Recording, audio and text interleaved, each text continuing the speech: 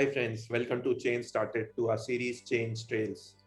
Today again we have a very special guest, Ridhima Shinde. She is a PhD scholar from Switzerland. She is pursuing a PhD in environmental analytics. She has keen interest in environment and sustainability, especially around energy sector, and she is also a co-founder of a startup called Humane Warrior.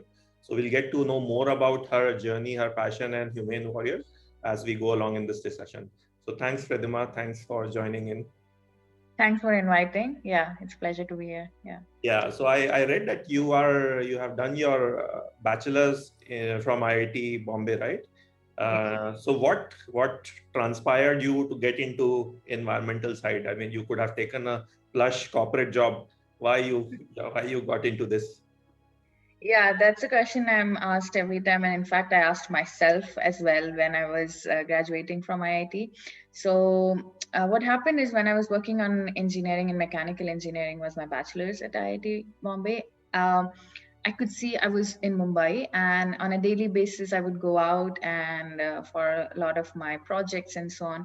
And I started seeing this nitty gritties of the society where there was very visible poverty, electricity shortage issues, not in the campus, but outside, right outside the campus. The life was very different than what I used to live inside the campus in Powai.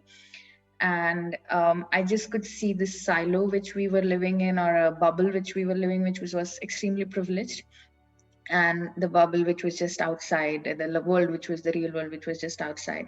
And I felt if I was doing something from such a prestigious university which was giving me so much of opportunities, how can I use these skills to build something better for the world which is outside?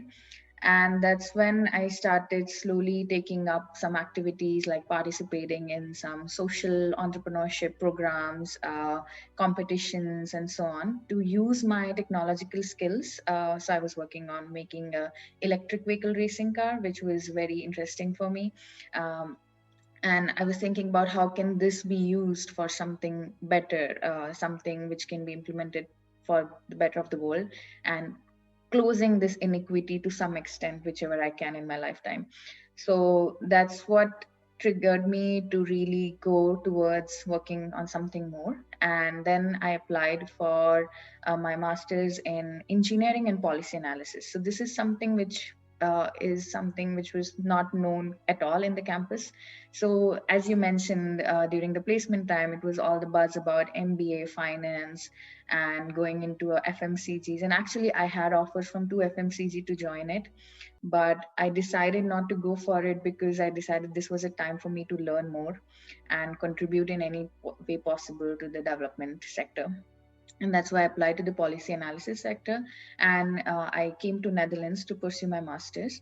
And there I was keenly interested in working in the energy and sustainability sector, because I could see at a global level, if you want to create an impact, a factor which combines all of them is actually sustainability, because we live on one earth. And so it was quite straightforward for me to work on. If I have to work something globally, I wanted, and for development of the community and the planet, I wanted to work on sustainability. And that's why I entered into energy policy sector, which is also technologically interesting, which was my personal interest and hobby, and at the same time included a lot about sustainability. And that's where my journey started. Yeah.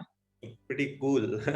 So, I mean, yeah, that's very fascinating. So again, so once you started taking up those little initiative, what was that big turning point which Hmm. said, yes, I want to do it, like really big time? Yeah, so the first step happened in actually IIT itself. So I started a very small organization called, so it is a, so at that time I was working with a lot of, as I said, social entrepreneurship sector. And I came to know about corporate social responsibility. And from that, an idea came in my mind that we are tech geeks or tech nerds in IIT, and we should also be socially responsible. So I started an organization called Tech Geek Social Responsibility, or Tech GSR, rather than a CSR. And the idea was that if we can collect all these young people and young students who are working on technological products and take them to a rural place where they can implement their solutions or ideas on problems which are existing. So I worked with this Sitara, which is the rural technological lab there. I mean, not with the lab and professors, but with the students who were there, the prospective students there. And what we came up with was a plan of how to develop a model village. So there was a small community, I would say it was not even a village, it was a small community of, I think, around 60 houses, which was a tribal community called Hirewadi. And there we used to travel every weekend at 5 a.m. in the morning. 10 people would go, and then we were a team of actually 30 people. And at the end, but 10 people would go in these trains every day, every morning in the weekends, and then go and talk to the community, do some surveys and activities with them to understand what are their problems. So we saw problems like water purification, we saw problem like energy, electrification, and all these issues. And that's when I realized that I really wanted to work towards something on the sustainability and the development sector side. And uh, for that, you really need to work with the people. And that's where I applied for a policy thesis, because I realized you need stakeholders. You cannot just work on a technological solution, but you need to work with stakeholders. And for you, that you need specific skills, like stakeholder management skills or financial management skills and so on, which are actually very crucial for sustainability sector because it's an interdisciplinary sector. And yeah, so that was the pivotal point for me to go there. But even in the pivotal points kept coming in different shapes in at TU Delft in Netherlands as well, when I joined Energy Club as a board member. So it's a student body where we started organizing events for other students for awareness about renewable energy sector, the jobs in that sector, and so on. And that's when I got introduced a lot to the renewable energy scene and got personally very interested in the solar energy sector. Yeah, and maybe I can talk about then my Yeah. startup from there. Cool. Yeah. So yeah, a question before that. I mean, you are currently pursuing your PhD in environmental analytics, right? So that sounds very interesting and very, I mean, nice word. So can you elaborate and, I mean, demystify what is it about? I mean, for a normal human beings like us, what is Yeah. environmental analytics? Yes. So actually, from when I was doing my master's in Netherlands, as I mentioned, I was very much interested in the energy sector, and I also started after my thesis a startup called Energy Bazaar, which is about rural electrification, and it is still ongoing. And I can talk about it later with you, main warriors as well. So this was the point where I started integrating the energy access gap. So there are technologies which are created here in developed parts a lot, and then there are needs in the developing parts of the world. So can we bridge that gap, and can we have this technology exchange and problem solution exchange from one region to another? And that's where the idea of the peer-to-peer electrification grid came up. So when I was working on this, I realized that energy or energy in itself is actually a very small sector in sustainability and environmental division. And I wanted to understand more about what is what does sustainability actually mean. So because I was so focused on, still though I was taking a policy analysis and a computer science master's, um, I was still very focused on only energy as a technology, and I was not able to look at its entire dynamics. And I wanted to look at it as a sustainability pillar. And for that, because I was also pursuing a computer science degree where I was trying to understand through data science tools, like how can we use data science for better technologies in this sector. I realized one of the biggest step we can do is use data to our advantage. We have data from, let's say, electricity grids. We have data from consumer market. We have data from so many ways of how people use electricity. What are the trends everywhere? Can we see patterns in them to understand what are the exact problems and fit them with the solution? So that is the field of analytics, right? And I wanted to use this for the environmental and sustainability sector, and that's where I applied for a PhD in at ETH Zurich now, in where I'm in Switzerland, and I'm pursuing that. And because I wanted to look at energy as a pillar of sustainability, I'm not working only on energy, but housing market in itself. Because what we see right now, even in India, even here, the cities are growing as the population is growing, and this will always be growing till something significantly different happens. People are getting more used to technology, and there is a lot of burden on cities, and for energy demands. So to integrate energy in sustainability, we need something called sustainable cities. And that's where my PhD project lies in, where I try to see the patterns in how consumers on a daily basis consume electricity, food, every other thing in the city, and how can we create solutions or policy solutions for the building sector and the energy sector, so that there can be uh, lesser footprint of this sector. So my project itself is called Shrinking Housing Environmental Footprint, because I'm trying to shrink the footprint by studying the data about how to do that. So I do a lot of big data modeling and stuff like that on that front.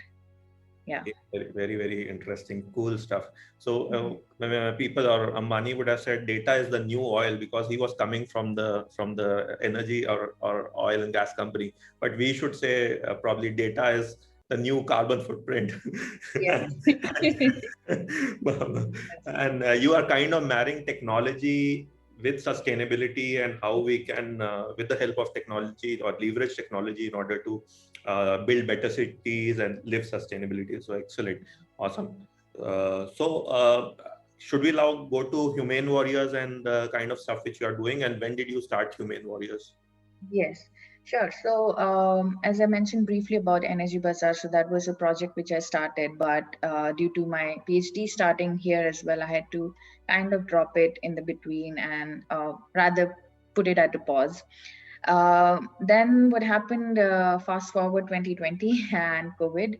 And in March, actually last year, almost exactly a year before, one of my friend called me and said to me that, hey, did you check the news? There is this India-wide lockdown.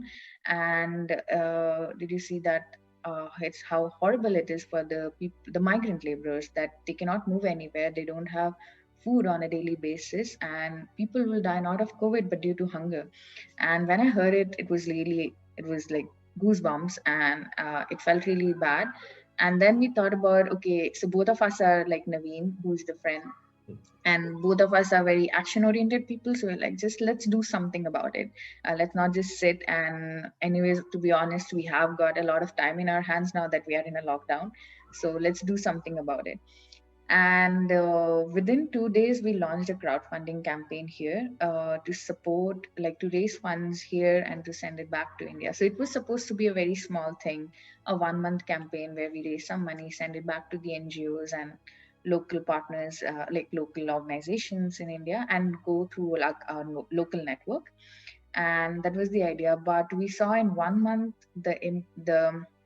the snowballing effect was so big, because we reached to around more than 450 donors. We raised around $41,000 francs, which is almost 30 more than 32 lakhs. Wow. And just in a month. And that was a big movement. And then we could also reach to almost 30 local organizations all across India.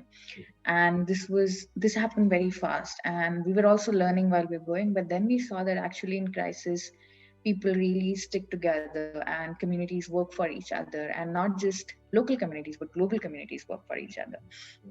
And then we decided that this is not something where we want to stop at, because we have developed this network of not just local organizations, but also we developed volunteers here. And there were already 7 to 8 members in our team who were helping us out, and just on a volunteering hour with no returns expected. And actually, then we decided to start a nonprofit organization, which is now called Humane Warriors. And we have 4 pillars in it. One pillar is the Zero Hunger movement, which we started from our basic movement. The second, so these are all SDGs, which we want to focus on. Another is education, because we realized all this problem would not exist if there would be enough employment and education for the people, and this inequity would be gone. So a major pillar is now quality education.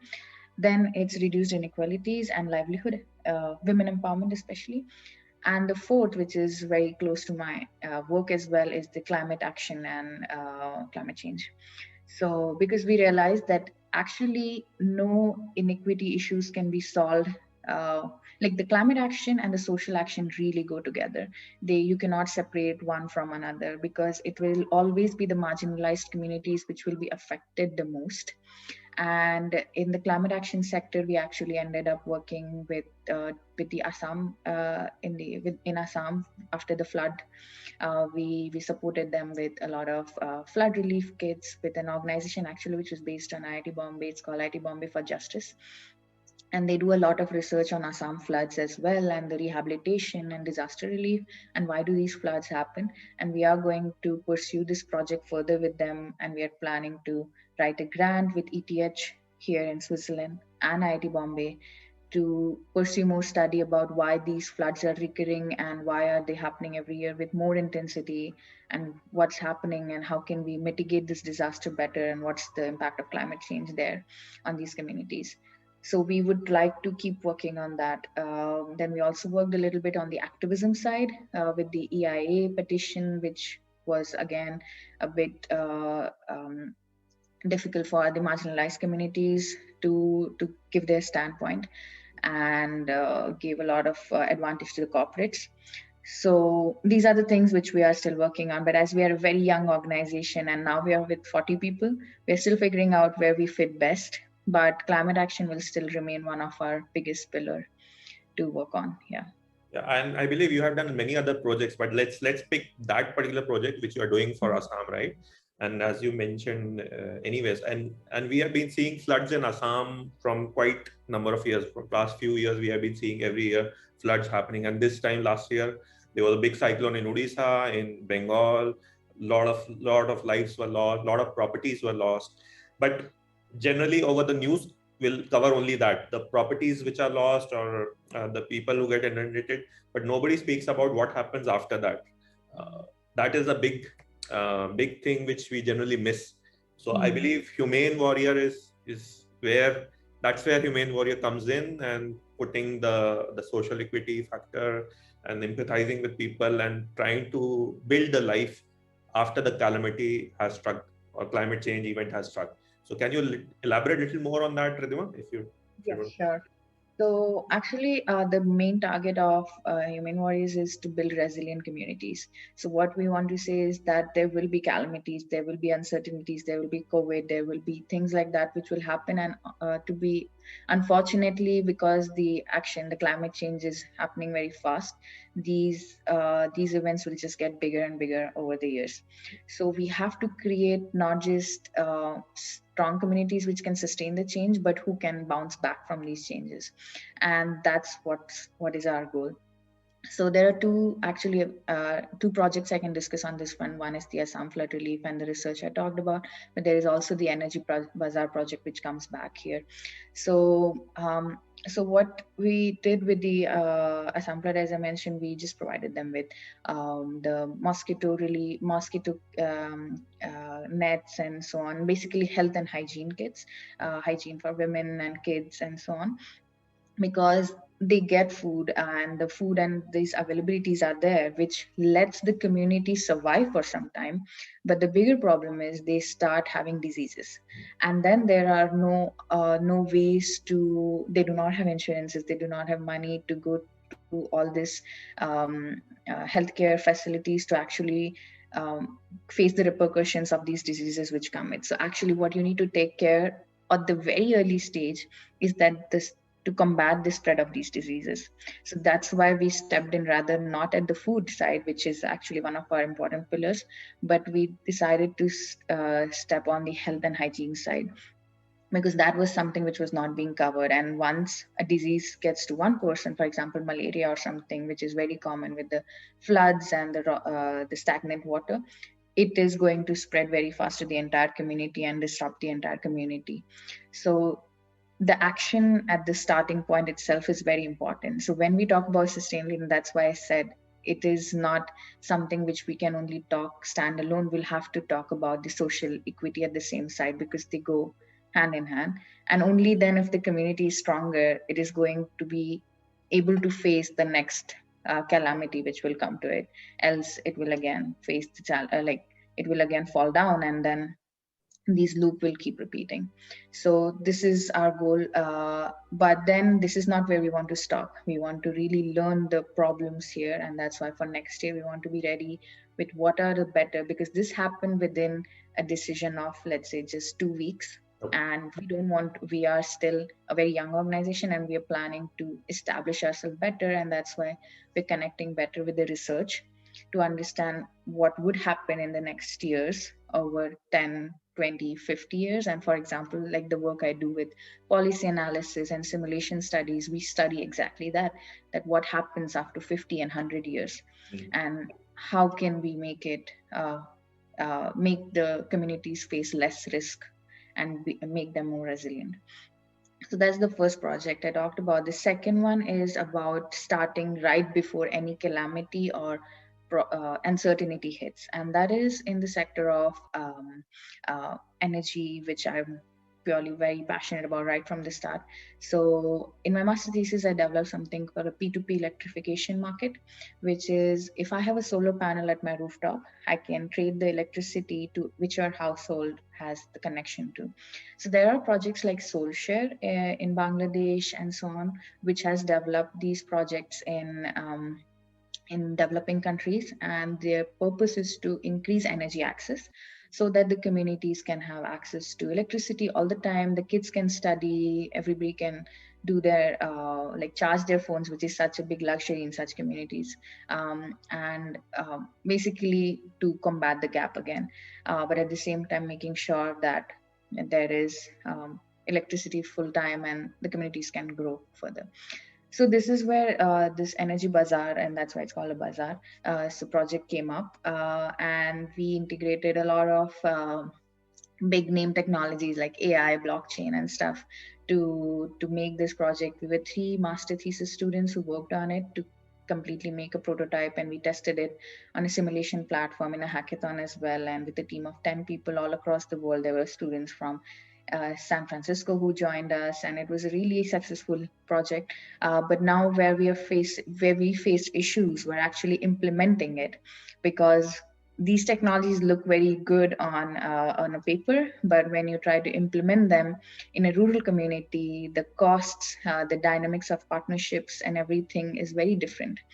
And that's where we are trying to figure it out with Humane Warriors, because one of the schools which we were helping out in our education project has actually we have provided them with computers for digital access, and we want it to be a self-sustainable lab. So that's where we are integrating solar technology to make it a self-sustainable lab, and also start it as a starting point to make the whole community a self-sustainable community where they can just run on solar power, and they can do a daily transaction of the grids where, like, the market itself will regulate each other. So it's almost 160 houses in the community, and that will be our first prototype project. So that's where we are planning to build a community which grows on itself with sustainable technologies.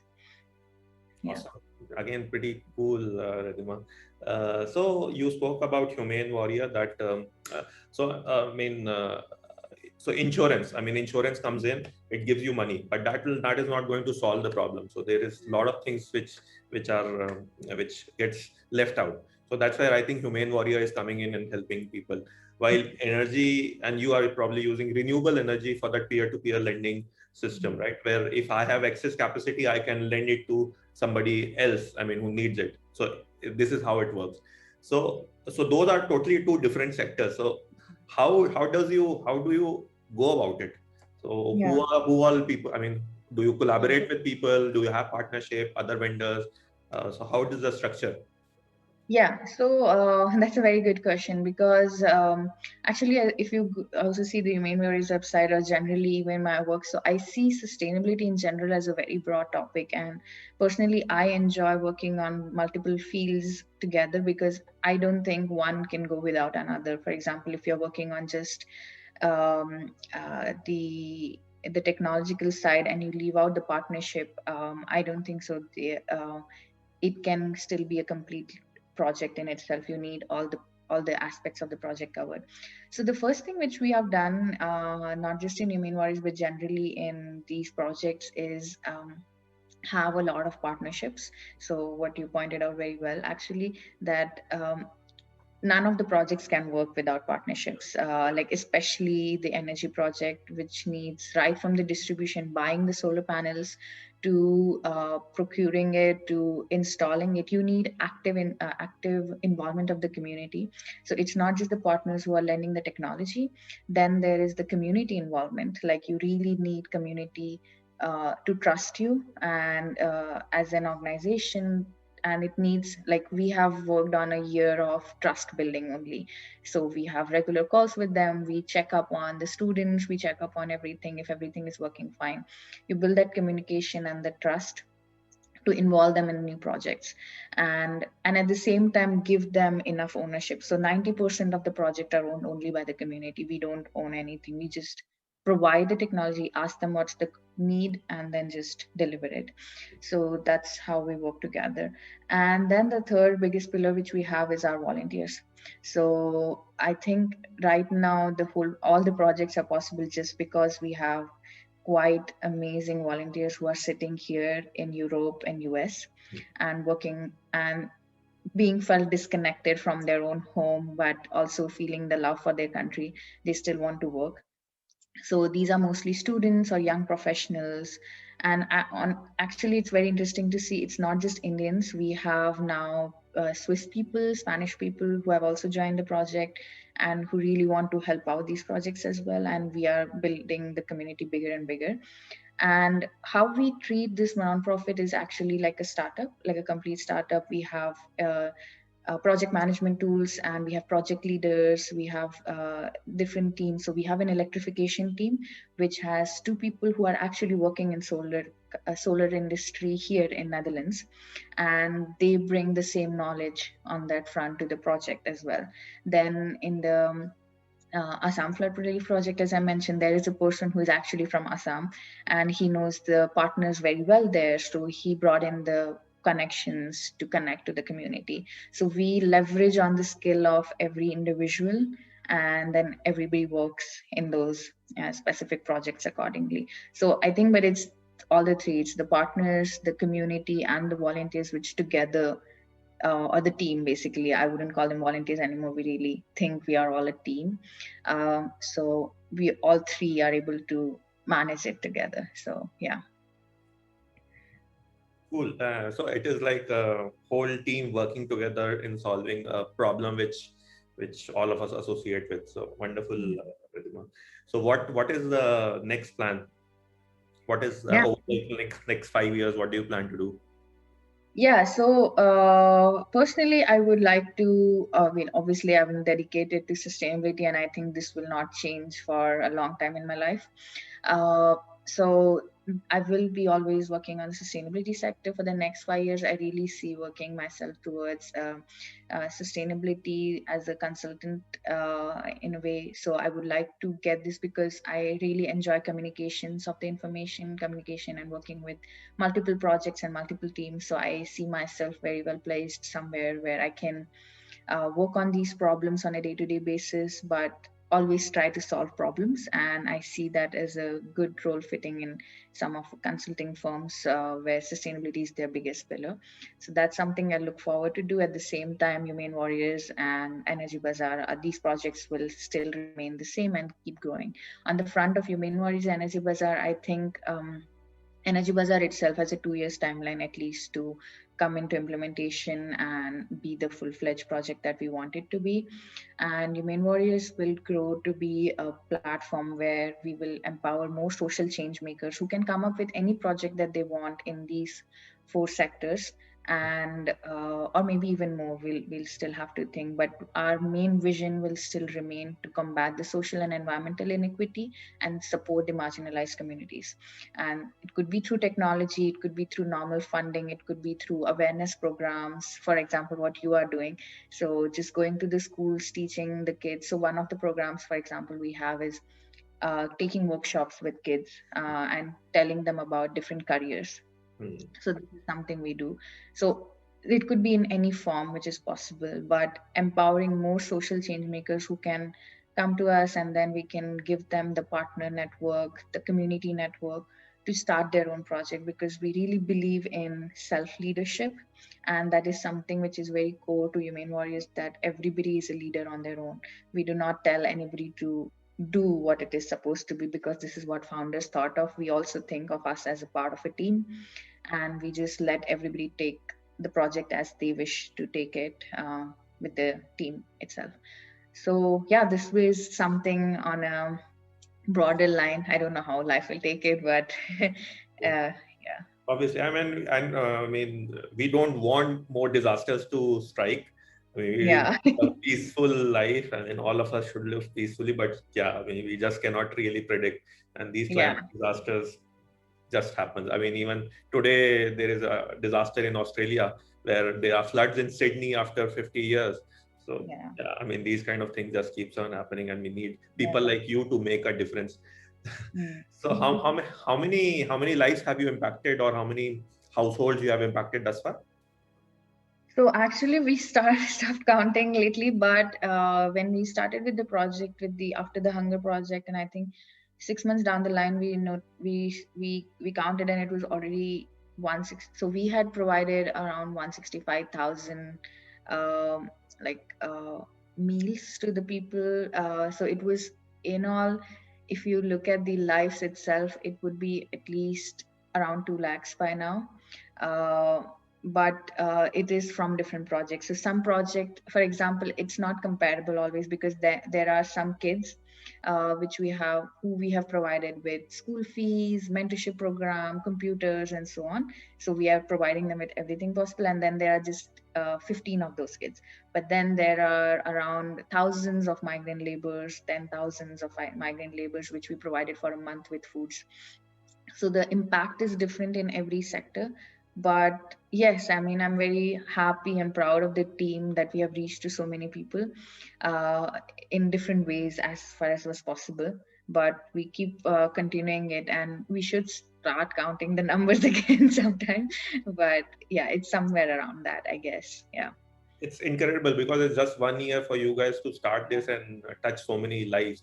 But why I was asking this number is because it cannot work out of thin air. You need money and resources, right? Yes. So how do you plan to arrange that? I mean, should it be Yeah. always crowdfunding, or do you plan to raise money or do something to like have a revenue stream? So what are the Yes. So yeah, we do. We started as crowdfunding, and some of our projects which are new will, because we have developed crowdfunding as a very good method now, and because we have diasporas everywhere in the world now, so we have new diaspora coming up in Sweden, so we can tap into that population to start a new crowdfund. So this is something we are realizing, which is something interesting. We can let people know about the issues there, and this will be something which will be on the side, and we will keep it just because it also engages many more people and bring more warriors, let's say. But the second thing which we are definitely looking into is a steady revenue stream. We have monthly donor platform, but by steady revenue stream, we are looking into investment. We are pivoting some of our projects like Energy Bazaar project as a startup. So we will be looking for full-fledged funding. They're going to impact investors and venture capitalists. So this will be our way of getting more steady revenue for sure. So we have plans about that, and you will also see it soon. The platform will change quite a lot in the given 1 year or so as well. Yeah. Cool. Yeah, because see, I mean, on the energy side, regarding peer-to-peer lending, peer-to-peer energy exchange, I have read a lot about happening in Africa and probably, as you mentioned, in Bangladesh. But in India, I think it is still very nascent, and Yes. that is a sector which can really boom because a lot of government focus is happening on rooftop solar panels and making rooftops as your energy supplier. So I mean, it could be a good point for you guys to pitch in and do something around it, Yeah. so that it could become a business stream as well. So wonderful. Yeah, we really hope that. Yeah. Yeah. So awesome story, Ridhima. So your this thing, your name is very interesting, Humane Warriors. So where did you get that from? Yeah, it was actually a lot of process of workshops and thinking and design thinking to come till there. So we have thought about it a lot, like what do we represent? And at the end, we realize we represent the community and the team we stand for. And we see that it's not just we, the people who are working here to raise the funds, but there are the people who are providing the funds, the donors. Then there are the people who are working on an everyday basis in the community, who are actually working hard every day to feed the community, to educate the community, and so on. So all of us are fighting for a better world, and we call it a fight in a good way. We mean a fight for a better world. It doesn't mean fight to win something. And that's why we thought about warrior spirit, because where you don't give up at any point. So I watched this documentary which I was very um, amazed by, and it was a climbing documentary, actually completely unrelated, but there he says this word warrior, which was really stuck in my head, that it is a person who never gives up no matter what the situation or the society is, and no matter just stick to your goal. And this is something we see in all these people who are there. We are all working full time and still doing this. There are communities who are doing the same thing, so that's why the warrior spirit came. And that's why then we wanted to do something to make it not look like a fight or in a negative connotation. And that's why, and we are all very humane, we are very human at the end. So that's why the word humane warriors came up. Yeah. Awesome. And just to derive an analogy from that movie 300, so they are 300 warriors versus a million who Yes, are there. exactly. So This is probably exactly what we are. Yeah. Yeah.